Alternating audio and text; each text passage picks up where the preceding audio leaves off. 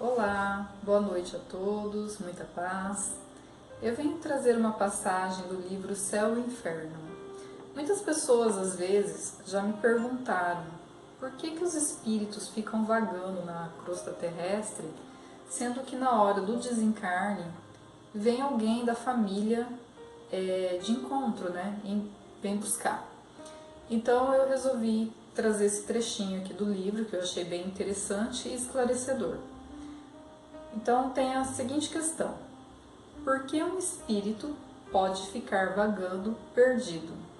Quando isso ocorre, como resolver? Um espírito não esclarecido chega do outro lado praticamente sem consciência do que está acontecendo.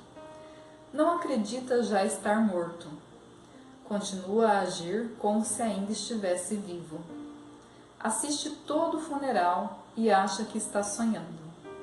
Fica ao redor do caixão com seu corpo ou entre os familiares. Depois do enterro, volta para casa e tenta se comunicar. Como ninguém responde às suas perguntas, fica desorientado. Não aceita auxílio de outros espíritos que vieram para ajudar. Como sempre lhe disseram que os bons vão direto para o céu, e como uma pessoa nunca se julga má, ele fica esperando que os anjos venham buscá-lo. Como os anjos não aparecem, alguns ficam anos ou séculos na sua casa, no local da morte ou junto com os seus bens, tesouros ou pertences. Presos à matéria, pessoas que viveram aqui só voltados aos prazeres materiais, sem se preocupar com seu futuro espiritual, geralmente demoram-se na crosta terrestre, buscando ainda os mesmos tipos de prazeres que costumavam cultivar quando encarnados. Acomodam-se junto aos encarnados que apreciam os mesmos vícios, induzindo as pessoas à prática para usufruir dos fluidos, como o cigarro, a bebida, a alimentação exagerada e outros tipos de vícios. Aprende a se alimentar da energia dos vivos, se encosta, como dizem, né? Não é que o espírito ele vai entrar no corpo da pessoa, mas ele fica acoplado e ele se aproveita daquela energia, né, do fluido. Ele suga o fluido, que lhe oferece condições e muitas vezes, mesmo sem saber que está prejudicando, suga sua energia, deixando cada dia a pessoa mais debilitada, que é onde começa a surgir as doenças. Região de sombra e de dor. Quando o espírito comete delitos graves aqui na Terra, como assassinato, crimes, ele é atraído para as regiões de sombra e dor, o chamado umbral, onde pelo sofrimento chegará um dia o arrependimento e o desejo de reparar o mal praticado. E então será socorrido por espíritos bons que irão retirá-lo de lá e serão conduzidos a postos de atendimento espiritual, conhecido como colônias. Falta de preparo para a morte.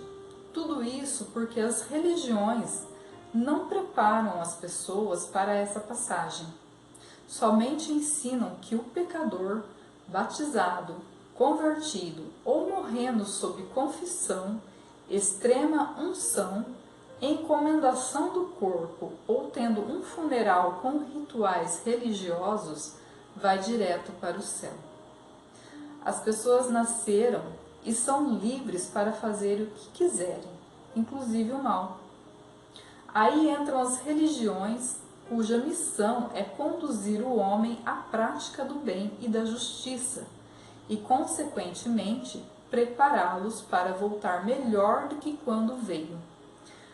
Por não admitir o renascimento, ou seja, a reencarnação, a maioria das igrejas não tem outra saída a não ser ensinar que o morto deve aguardar de braços cruzados dentro do caixão até o momento em que as trombetas vão soar e todos ressuscitarão para o julgamento coletivo do juízo final. Como nada prende um espírito, ele sai por aí para fazer o que quiser. Então é onde esses espíritos ficam devagando. Por quê? Por falta de conhecimento, ou porque não tinha nenhuma prática espiritual, porque só vivia para a evolução material, e na verdade nós estamos aqui encarnados para a evolução espiritual, né? Ninguém está dizendo que você não pode ter bens, né? Porque o bem serve para o nosso conforto, vamos assim dizer, né? Mas não tem que ser aquela busca desenfreada, né? Na verdade nós estamos aqui para a evolução do espírito. E muitos não buscam esse conhecimento, não buscam essa evolução.